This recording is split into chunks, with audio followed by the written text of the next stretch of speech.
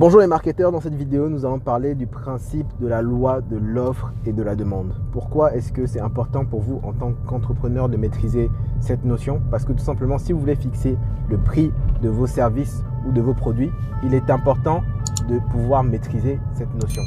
Et aujourd'hui, je vais vous proposer donc tout simplement cette vidéo pour essayer de vous aiguiller sur les différences et donc sur les notions importantes à comprendre dans ce domaine. Et pour commencer, on va déjà définir pourquoi l'offre et la demande. L'offre et la demande, c'est quoi? C'est concrètement offrir des services ou des produits sur le marché en répondant à une demande de besoin concernant les clients. Et donc, pourquoi c'est important de comprendre ça? Parce que vous allez comprendre que plus il y a d'offreurs de services sur le marché et moins il y a de demandes, donc moins il y a de clients, plus justement le prix va baisser. À l'inverse, s'il y a beaucoup plus de demandes sur le marché et qu'il y a moins d'offres de produits ou de services, le prix va augmenter. On en parle beaucoup plus, c'était juste l'introduction. Tout de suite.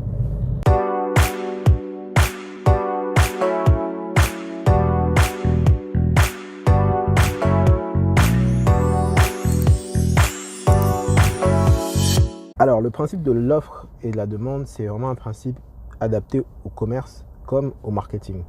Moi, comme je suis issu des deux mondes, aujourd'hui beaucoup plus dans le marketing que dans le commerce, j'utilise toujours ce principe de base parce qu'en fait, vous allez comprendre que lorsque vous rentrez dans un marché, peu importe le marché, encore une fois, que vous allez choisir, je vais prendre dans mon exemple le marché de l'e-commerce, qui est un marché vraiment en expansion depuis ces dernières années.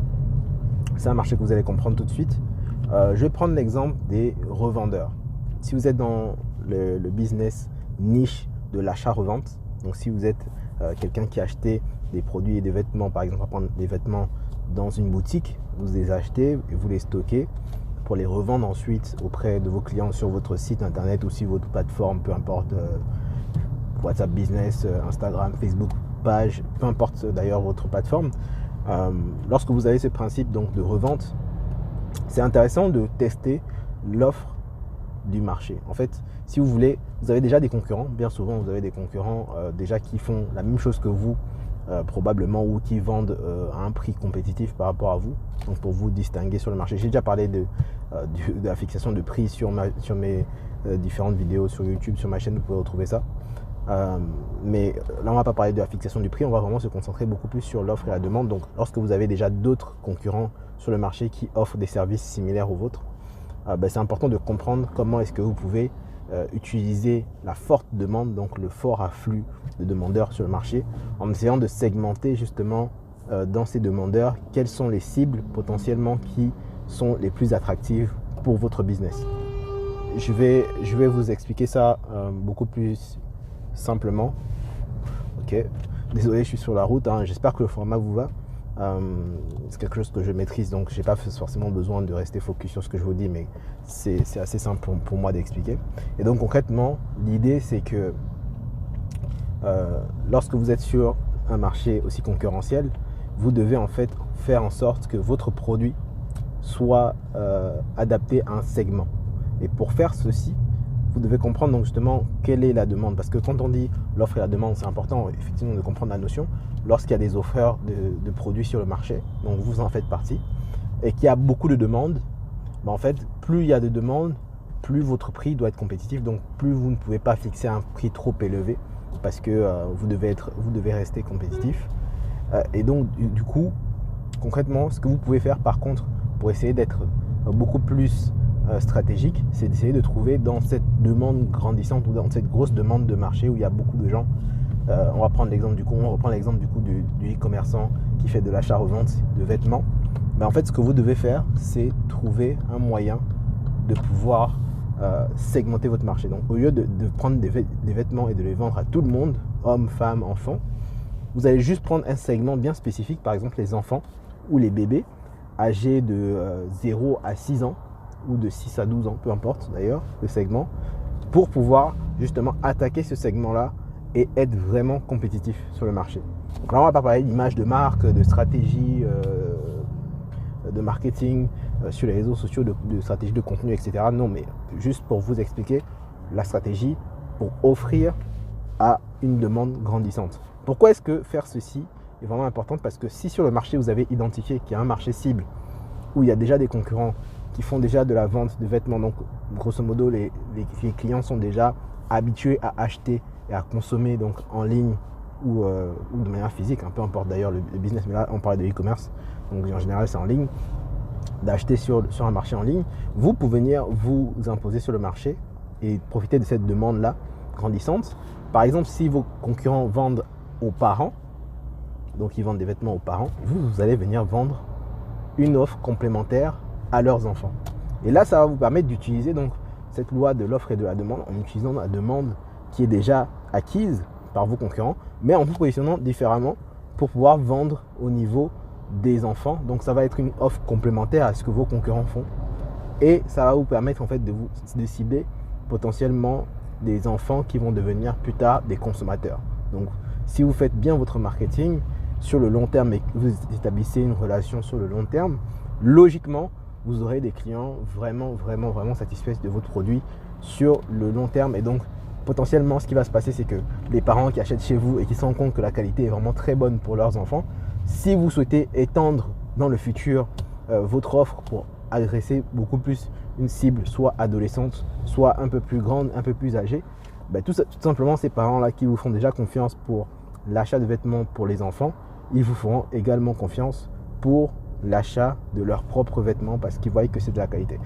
Et donc voilà comment on peut profiter du principe même de l'offre et de la demande, parce que généralement, le problème dans ce cas de figure, parce que lorsque vous êtes sur un marché vraiment très concurrentiel, ce qu'on appelle océan rouge en marketing, un marché très concurrentiel, vous êtes obligé un peu de vous aligner sur les prix des autres. Mais là, si vous développez dans la demande un segment de marché différent, vous pouvez vraiment fixer un prix beaucoup plus élevé parce que vous adressez une cible beaucoup plus différente. Concrètement, ce sont des bébés. Donc, quel parent ne dépenserait pas de l'argent pour son enfant? Je ne pense pas qu'il y en ait beaucoup qui diraient non, moi je vais garder mon argent pour moi, ou je vais dépenser pour moi et mon enfant il portera un pagne.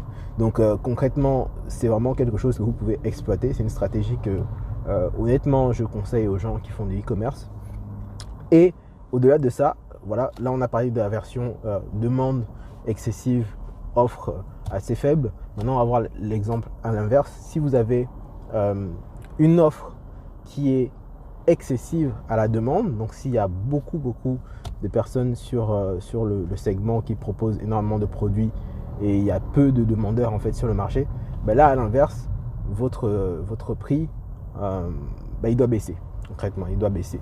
Donc concrètement là, c'est vraiment l'effet inverse. Alors je pense que j'ai dit n'importe quoi.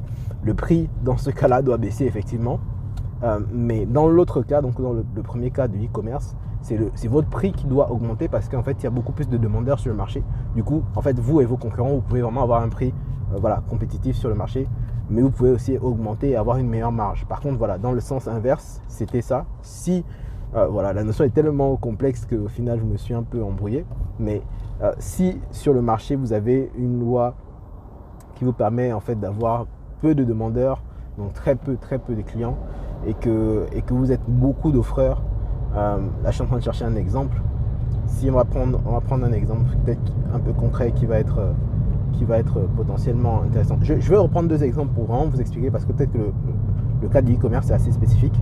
On va prendre l'exemple des compagnies aériennes. Si on prend le cas d'une compagnie aérienne aujourd'hui, il n'y a pas énormément de compagnies aériennes, surtout par pays. Il y a très peu de compagnies aériennes. Il y a même des pays qui n'ont pas de compagnies aériennes, qui sont obligés de dépendre des compagnies d'autres pays. Et donc, grosso modo, dans le cadre des compagnies aériennes, ils sont un peu dans une situation de marché que je vous ai cité tout à l'heure, qui est celle donc de l'offre qui est inférieure à la demande. Donc la demande est excessive, il y a énormément de voyageurs. Par contre, l'offre en termes de compagnie aérienne est vraiment basse. Donc du coup, les compagnies peuvent se permettre de fixer un prix élevé. Et je pense que ça, c'est le bon exemple. Je suis désolé avec l'exemple de e-commerce parce que effectivement, c'est assez spécifique. Mais là, pour le cas des compagnies aériennes, je pense que c'est quelque chose que vous avez compris tout de suite. Tout de suite, il y a énormément de compagnies aériennes. Et donc du coup, l'inverse, c'est vraiment de prendre quelque chose qui est énormément sur le marché. On va prendre le cas du coup des boulangeries. Il y a énormément de boulangeries et au-delà même des boulangeries, il y a énormément de personnes qui peuvent acheter de la farine et faire eux-mêmes leur pâtisserie boulangerie. Et donc, ce qui justifie que le prix du pain soit aussi faible. Donc, grosso modo, voilà un peu ce que je veux vous dire dans cette vidéo. Désolé pour l'exemple, encore une fois, de e-commerce, mais je pense que j'ai donné des conseils intéressants en e-commerce aussi.